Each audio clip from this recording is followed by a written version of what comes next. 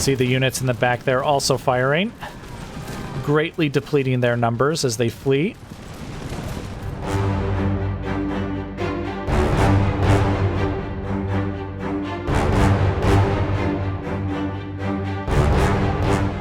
All right, welcome back to the war.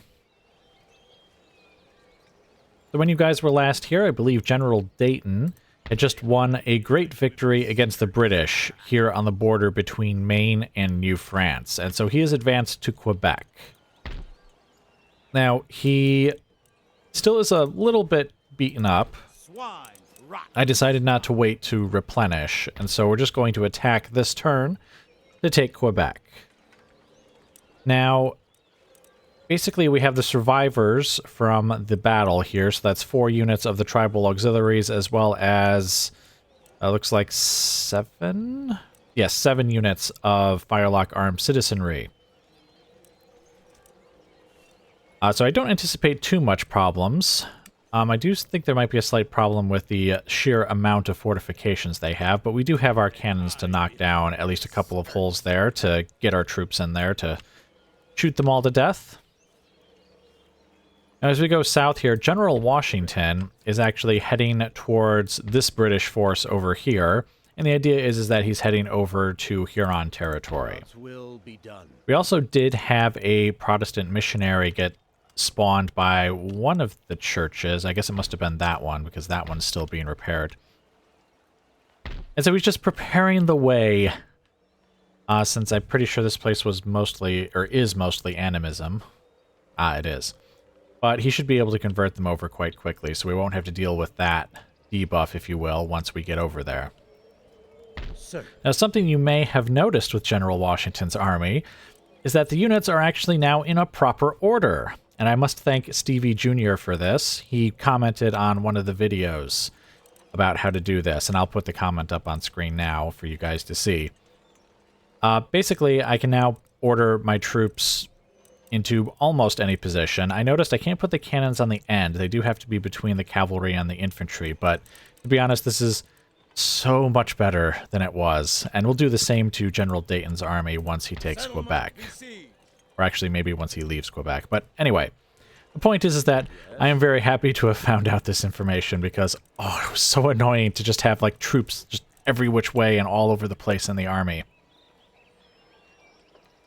Now, I don't think there's very much to discuss anywhere else.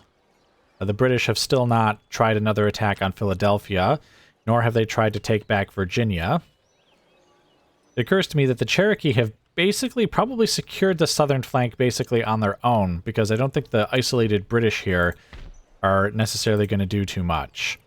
Or if they do anything, I would sort of hope that they would go south and take back Virginia first. So I guess they could have tried. They could try for Philadelphia if they wanted to. I think we already talked about everything here, like how I'm gonna make this a military port. So yeah, I think we're caught up here. So let's get right into the Battle of Quebec. Oh yeah, and since these guys are survivors from the last battle, their units will be severely depleted. The tribal auxiliaries specifically. So into the battle we go. All right, welcome to the battle. And welcome to the very terrible shadows. I mean, I don't know if I noticed this in past episodes. I mean, I guess I thought the shadows didn't look very good in this game, but it seems like on this battle map they look particularly bad. Also testing out a new reshade preset right now. And yes, I did test it before. I did see the shadows were bad beforehand, so I guess it just kind of is what it is. Actually, I guess the shadows... Huh, that's strange. They actually look terrible when looked at from this angle. Then when I look at them this way, they actually look fine. It's a little weird. Alright, but anyway, concerning the battle. We had our cannons back here fire on and destroy these 2 bits of wall here. And so now the Minutemen are charging forward.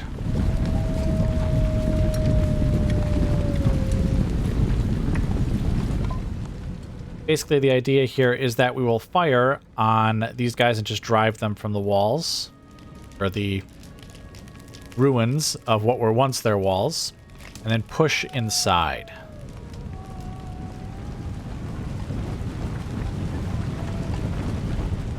There are some citizenry units up here, but and they are going to get in position as if they were going to fire, but I don't think they actually get any shots off on us.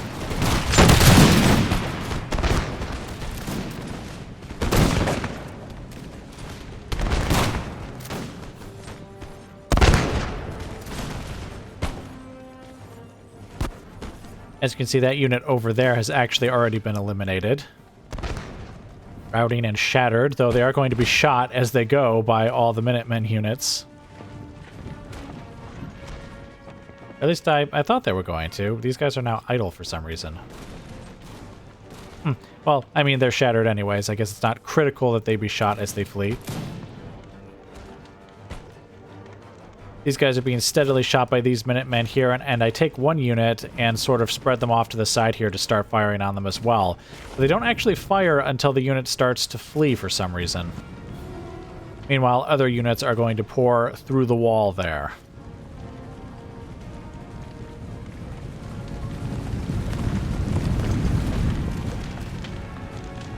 The idea was to hopefully just kind of line them up here and get them to fire on the men over there, but they actually get involved in a melee fight very quickly. You see that unit's now been shattered, and these guys still have not fired, but then suddenly they start firing. And yes, as you can see, the citizenry have charged forward and attacked the Minutemen, and the auxiliaries are also coming in. They don't seem to realize, though, that they're actually killing more of their own guys than they are of mine with each shot, because they fire into the backs of their own units, as you can see. At least I assume they're doing more damage to their own units than mine. Not as easy to see my own men fall dead. See, like, oh, look at all those guys they just killed in the back there. Now, this Minuteman unit manages to kind of not really engage anyone, and so I tell them to attack this citizenry unit here. Something that I kind of didn't think about, because I normally tell them to just fire at will, but in this case I did tell them specifically to target the citizenry. And you see how they shift into position before firing? I kind of forgot that that was a thing in this game.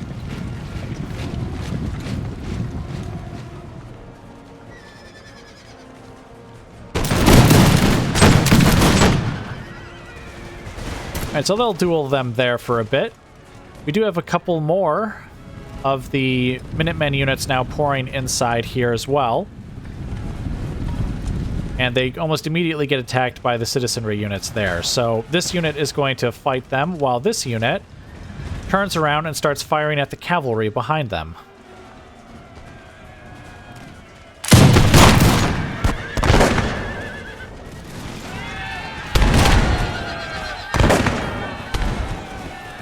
That takes care of them, and then they start firing into the backs of these cavalry over here. Basically, they're doing to them what they had, well, done to each other, I guess, shooting each other in the back. Only this time it really is enemy fire hitting them in the back.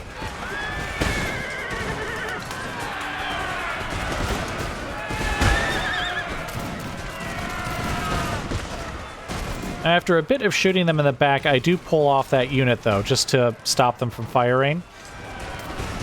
Because I figure we've done enough damage, and we don't need to hit any of our own guys. As you can see, that citizenry unit is retreating, or at least pulling back. I sent another Minutemen unit over here to help, but doesn't seem like they're really needed over there. As you can see, the cavalry here pulled off from attacking these Minutemen here, so I turned that unit around to start firing at them again. And they pretty quickly go down.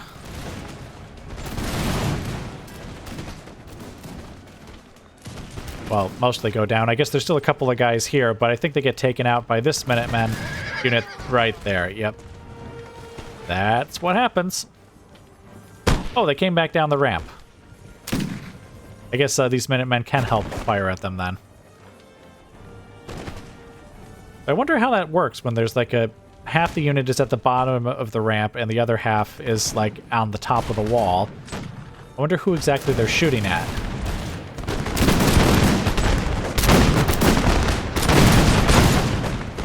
Oh, well, I guess most of those guys right there died, so probably them. Meanwhile, over here, the citizenry are in retreat. And that little pause that you just saw there was the end of battle screen.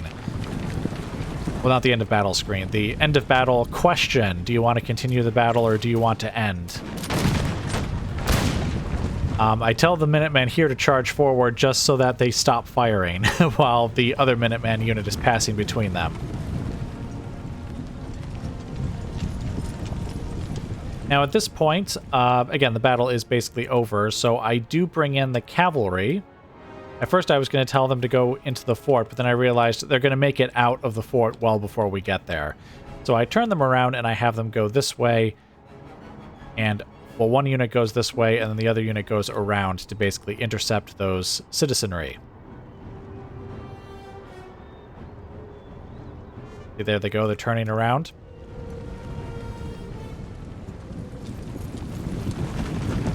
Of course, the battle is over at this point, so I guess there's probably not much more for you guys to really see. I think you've seen our cavalry running down and slaughtering our enemies before, and you will see it again.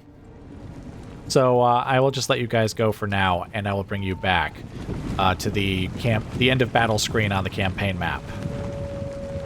All right, so here we go. I think those casualties are a little bit high compared to what we've lost before, but the Minutemen were doing a lot of hand-to-hand fighting, and I'm not entirely sure they're well-suited for that sort of thing. Then again, their opponents were mostly the Firelock armed citizenry, who I don't think are suitable units to do really anything. Most of these casualties probably came from the tribal auxiliaries, both in the fact that they can fire from horseback, but then also I think they're probably better melee fighters anyways. Probably. I don't know. Maybe I should have looked at their stats at some point, considering we fought them so often. But anyway. Form line for battle. Yes, and there's much damage here that we're going to have to repair. But now we can also, I think now is a good time to replenish his forces. He's now fought 2 battles and has suffered some, I mean, not huge casualties, but decently sized ones. And it should be a couple, whoops, once again, just a slight flick up. And it goes all the way up. Right, but anyway, it's been a couple of battles, and it should be a couple more turns before he has another serious engagement at the very least. In fact, I think this random unit of Hessian line infantry is probably the only real unit that's around here. So we will have to go and pursue him because he's going to start destroying our new acquisitions, I think. Or at least I'd be very surprised if he didn't. Alright, but anyway, it looks like that's going to be it for now, so I will let you guys go and I will bring you back as the war continues. Alright, welcome back to the war. Just as a quick note, I'm actually using the same reshape preset, or actually a slightly different one now on the campaign map that I'm also going to use in the battle. I'm not sure if I should be really messing around with my reshape presets mid-campaign, but I just wanted to test a couple of things, and I guess I could always go back to the original preset if things turn out horribly with YouTube. Because to be honest, I mean, it looks good to me. I mean, it always looks good to me. It's just that when I upload things to YouTube, sometimes it doesn't look so good. So, we'll see how that works out. I think when you guys were last here, we had just taken Quebec, which was like a turn ago, so we're just going to repair it up and then get General Dayton on his way. We do still need to do something about this random line infantry unit. These, what are they? Hessian line infantry unit that's over there. The military port is finished, so we're going to start building some ships to combat the British Navy. We might need a few ships, to be honest. I mean, many of these are brigs and sloops? Sloops? Or slopes? Nah, I think it's a sloop. Alright, but anyway, yes, most of these are brigs and sloops, but we have a few 6th rates in there. 3 by the look of it, plus the Admiral is a 3rd rate. So we might need a few ships. I don't think there's really anything else to talk about down here. Everything is as it was. The Cherokee still hold Virginia, and the British still are not doing a lot of anything about it. So now we move on to General Washington. For orders. I'm hoping that we can actually fight this force here. I think it does seem to extend to their army in the sense that there's no, like, red line. I think there should be a red line after this green line if we couldn't reach them. So I guess if we're not able to reach them, then you guys just won't even see this footage because I won't show it to you. I'm only showing it to you now because I assume there's going to be a battle now.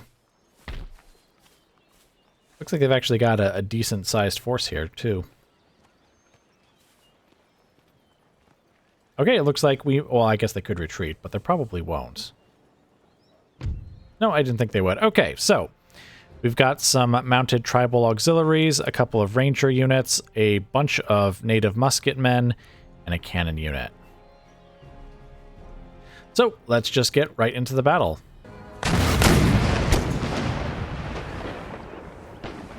All right, welcome to the battle. Bit of a silent cannon shot for that middle one there.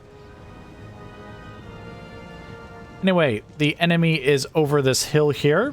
We can see all of their tribal auxiliaries here, as well as their cannons.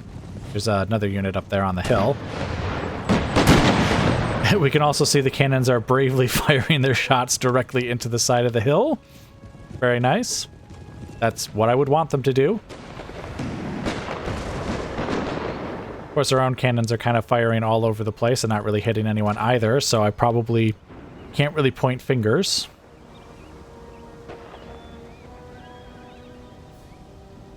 But anyway, the major problem that we have here is actually how all of the other units they have are basically invisible. Because remember, they have rangers and they have tribal auxiliaries who are footmen. What are they called? Musketmen. I think they're called native musketmen is the name of the unit. And I believe they have an ability where they can walk and move while hidden. Or maybe they can just be hidden while they're standing still. I don't remember the exact details. But the point is that we cannot see them. And so I was really nervous about where exactly they might be. But first, they send in some cavalry. Musketmen here on... Or not the musketmen. The Minutemen here on this flank are going to open fire. And send them fleeing. Though not too far. They're not actually routing or anything. I guess I should talk a bit about my own army, too. Basically, I've got 4 units of Minutemen on the left, 3 on the right, with the cannons in the middle, and the cavalry behind them. Though they are going to move around quite a bit before the battle's end.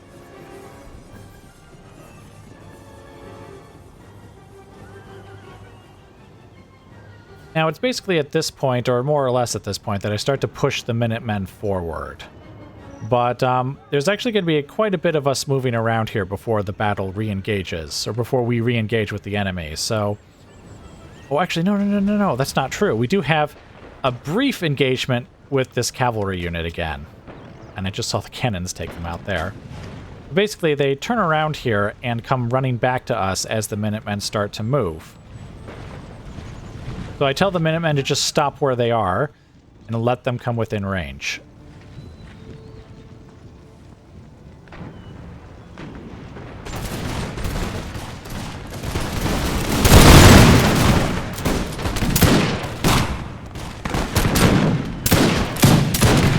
And this time they really are routing. And actually the cannons are still firing at them too. Oh, they just took out another couple of guys there. Yes, you would be wise to retreat.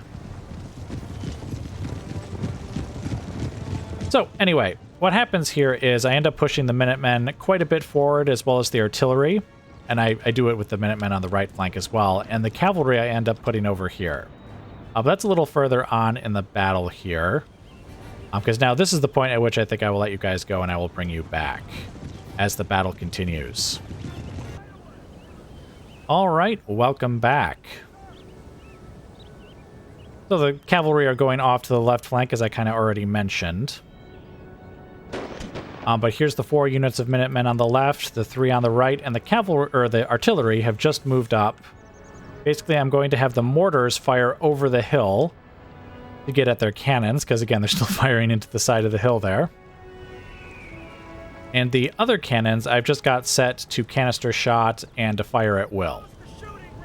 Now this Minuteman unit is coming back here because I decided I'll just have 3 Minutemen units on either flank, and then this one can stay back here to guard the cannons, just in case like a cavalry unit comes flying over here to eliminate them. And as if in answer to that thought, a cavalry unit comes right over the side of the hill there. I try to get this unit to fire at them. I don't know that they do, though. I think it's this unit that actually does most of the firing here.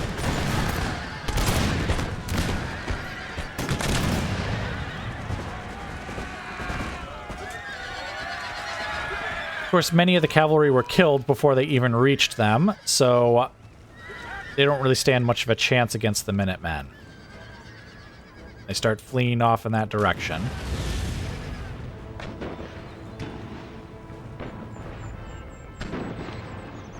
Now that does leave them with 1 unit of cavalry still. They're right over there on the right. So I am going to push these 3 Minutemen forward, go and get them, and this Minuteman unit is rejoining the line, as you can see.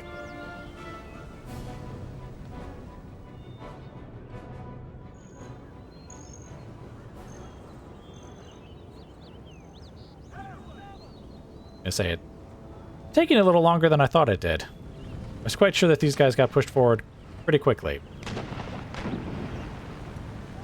And it's at this moment that many of their units, or their infantry units, are finally revealed. I do not notice that right away, though. Fortunately, the Minutemen are pretty close to where I told them to go anyways, so they just stop and start shooting.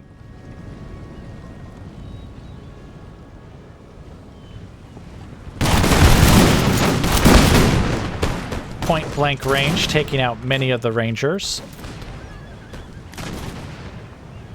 Okay, now at this point I've realized that there's quite a lot of infantry over here, so these Minutemen are being pulled off to face them, and this unit is also being pushed forward. Now, I did pull one of my cavalry units forward because I was thinking I was going to charge down there and go get that artillery, but that was before the infantry all suddenly were revealed. So I'm actually, in a minute here, just going to grab all of the cavalry and bring them over here on the left flank. In the meantime, the Minutemen are going to fire on most of the newly revealed infantry here.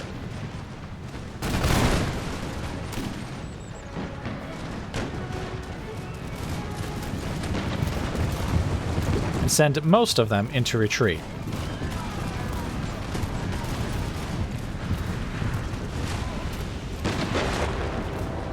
And not to worry, I do tell my cannons to stop firing before sending in the cavalry. Which, as you can see, they're assembling over there on the left flank, so they'll be ready to go soon.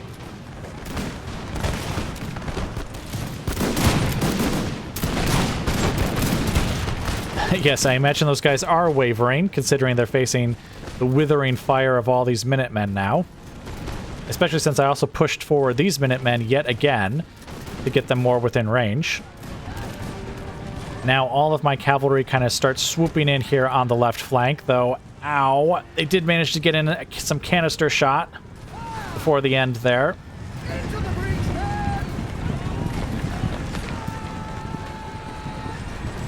As it becomes quite a mess of mostly routing units as the cavalry charges down amongst them. And this freeze you just saw there, that was the end of battle. I keep saying the end of battle. The choice to end the battle or to continue, and obviously we are continuing. There are many, many, many, many, many enemies still on the battlefield who need to be eliminated. This poor unit is actually about to get shot by all of the various Minutemen units here. I basically just turn them around and tell them to fire at will.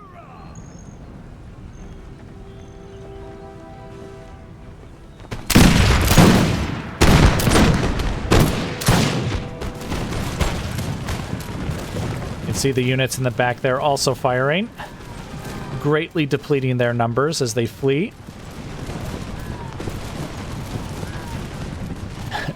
Greatly depleting their numbers as they flee.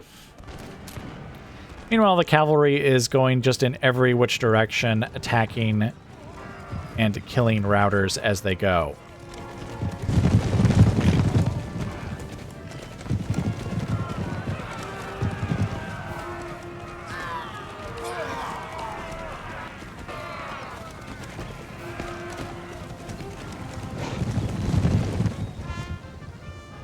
Alright, so I think that's mostly it in that direction. I think there's a couple of other units they go chasing after. This cavalry unit is going after some routers who are here in the trees. And that unit that got mostly eliminated by the Minutemen are being hunted down by this cavalry unit over there. I think we'll just let the cavalry run through the trees after these guys, and then I'll let you guys go. Though I think we are actually, yes, we are quite close to the edge of the battle map here, so the cavalry had better get a move on. I think some of them do make it across.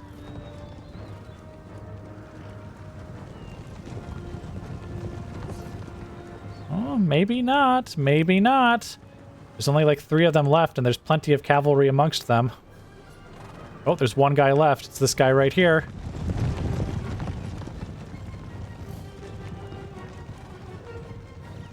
Are you guys actually going to go after him? Or is he going to cross? Is he going to cross because the... Oh, no, the cavalry's coming back.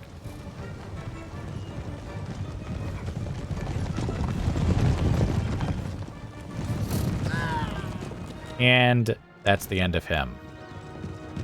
All right, so anyway, I will let you guys go now, and I will see you back on the campaign map. All right, just 79 losses for 675 kills. No one had severe casualties. I'd say pretty much everyone did well. Of course, the cavalry actually really shined this time, driving the enemy away. And also, of course, just having to kill many of the routers, though the Minutemen still did kill quite a few on their own. It's just the cannons, as usual. It didn't seem to do a whole lot. I mean, under the right circumstances, I know artillery can kill quite a lot of men. It's just that this wasn't those circumstances. All right, but let's go ahead and check that off there. Let's see, it looks like they've got some survivors, as expected. Looks like they're heading all the way over to Huron territory. Just to be clear on something, this actually is not British territory up here. This is Plains Nation, Inuit Nation, and the Iroquois are down here. So once we've taken Huron territory away from the British, General Washington can come back. And actually, that's effectively the end to the campaign here in the north, because again, we're not going to go after these territories, at least not yet. And if necessary, I probably need to come up with a different army to go and get them, because we're going to have General Washington and General Dayton now head south along the coast here to Florida. I might need to try and trade for that settlement, or we might have a war with the Cherokee on our hands. Looks like the British have gone conquering further inland. We also might be able to take more territory further inland as well. But anyway, it looks like that's going to be it for the battles this turn, so I think I will let you guys go now, and I will bring you back as the war continues.